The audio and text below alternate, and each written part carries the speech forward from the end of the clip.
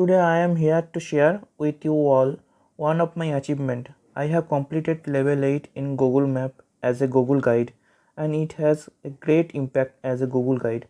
So Google had sent me this Google Guide pin badge as a reward. I want to thank Google for the appreciation. Now I will tell you how it came. It came through ordinary post from Germany. If you want to get this kind of appreciation from Google, then you have to contribute the location in Google as I did.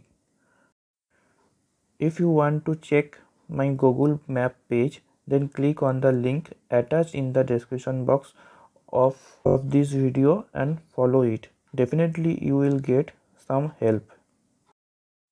The badge is very cute look wise. It is a small replica of a guide.